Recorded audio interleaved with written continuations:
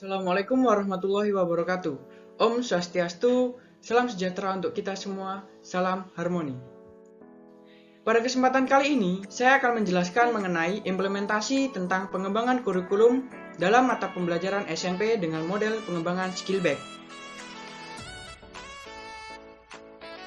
Baik, untuk selanjutnya anggota kelompok. Yang pertama ada Cindy Aprilia Yunitawati dengan NIM 201102104.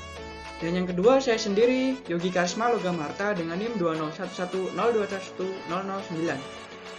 Lalu selanjutnya, Isna Nur Khalifa dengan NIM 20110211011. Untuk kerangka konsep pada penjelasan saya, yaitu yang pertama ada model pembelajaran skill back. Lalu selanjutnya yaitu penjelasan mengenai implementasi dari kelima sintak pada model pembelajaran skill back.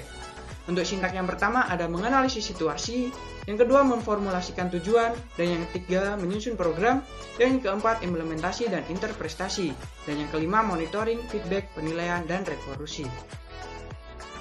Ini langsung saja untuk penjelasan yang pertama mengenai model pengembangan kurikulum skill back. Menurut skill back, model pengembangan kurikulum yang ia namakan model dinamik adalah model pengembangan kurikulum pada level sekolah atau school-based curriculum development. Skillback menjelaskan model ini diperuntukkan untuk setiap guru yang ingin mengembangkan kurikulum yang sesuai dengan kebutuhan sekolah. Agar proses pengembangan berjalan dengan baik, maka setiap pengembang, termasuk guru, perlu memahami 5 elemen pokok yang dimulai dari menganalisis situasi sampai pada melakukan penilaian. Skillback menganjurkan model pengembangan kurikulum yang ia susun dapat dijadikan. Selanjutnya, model pengembangan kurikulum atau implementasi dari model pengembangan kurikulum Skillback. Di sini saya mengambil contoh pada mata pembelajaran IPA, Ilmu Pengetahuan Alam di kelas 7 semester ganjil dengan materi pokok klasifikasi makhluk hidup. Lalu untuk sintak yang pertama atau tahap yang pertama yaitu menganalisis situasi. Di sini tahap pertama yakni analisis situasi di mana kita sebelum menyusun suatu program, kita akan melihat terlebih dahulu atau menganalisis terlebih dahulu situasi dan kondisi pada target atau siswa dan lingkungan sekitar sebelum memulai program pengembangan. Dan dengan analisis ini, dengan menentukan keefektifan sebuah kurikulum, dengan bisa dilihat dari gaya belajar para peserta didik. Lalu, untuk menentukan efektivitas sebuah kurikulum yang diimplementasikan bisa dilihat dengan karakteristik peserta didik tersebut.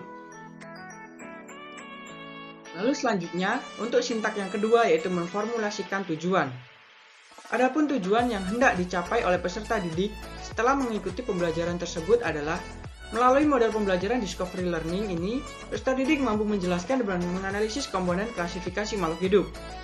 Menganalisis berbagai jenis klasifikasi makhluk hidup berdasarkan studi literatur, diskusi, kerja kelompok, dan percobaan. Dengan mengembangkan nilai karakter dan berpikir kritis, kreatif, atau kemandirian, lalu kerjasama gotong royong, dan kejujuran atau integritas. Lalu untuk yang ketiga yaitu sintak menyusun program.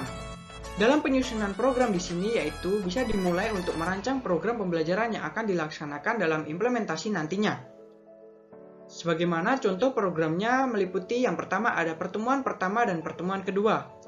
Lalu yang kedua yaitu konsep klasifikasi makhluk hidup. Dan yang ketiga tahapan klasifikasi makhluk hidup. Dan yang keempat pertemuan ketiga manfaat klasifikasi makhluk hidup. Yang kelima pertemuan keempat atau dasar klasifikasi makhluk hidup. Dan yang kelima, pertemuan kelima tingkatan takson dalam klasifikasi makhluk hidup. Dan ketujuh, pertemuan keenam dan ketujuh tata nama makhluk hidup. Lalu yang terakhir yaitu pertemuan ke-8. Lalu untuk sintak yang keempat mengenai implementasi dan interpretasi. Untuk implementasi yang di sini kegiatan yang pertama yaitu kegiatan pendahuluan. Lalu kegiatan kedua yaitu adalah kegiatan inti yang berisi dari pemberian rangsangan, pernyataan, pengumpulan data, pengolahan data, pembuktian, penarikan kesimpulan. Lalu untuk kegiatan terakhir dari implementasi dan interpretasi ini yaitu diisi dengan kegiatan penutup. Lalu mengenai sintak yang terakhir yaitu monitoring, feedback, penilaian, dan rekonstruksi. Dan untuk tahap ini yaitu saya menggunakan teknik penilaian. Yang pertama penilaian sikap atau observasi pengamatan atau jurnal, dan yang kedua penilaian pengetahuan atau tes tertulis, dan yang ketiga penilaian keterampilan atau praktik dan portofolio. Lalu untuk selanjutnya yaitu bentuk penilaiannya. Yang pertama dari penilaian observasi, lembar pengamatan aktivitas peserta didik yang akan dinilai. Lalu yang kedua ada tes tertulis, bentuk penilaiannya yaitu seperti uraian dan lembar soal. Lalu untuk bentuk penilaian dari unjuk kerja yaitu lembar penilaian presentasi. Dan bentuk yang terakhir, bentuk penilaian mengenai portofolio yaitu penilaian laporan.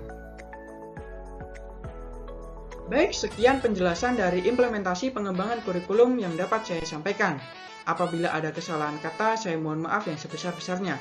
Saya tutup presentasi ini dengan mengaturkan Parama Santi. Om Santi Santi Santi Om. Wassalamualaikum warahmatullahi wabarakatuh.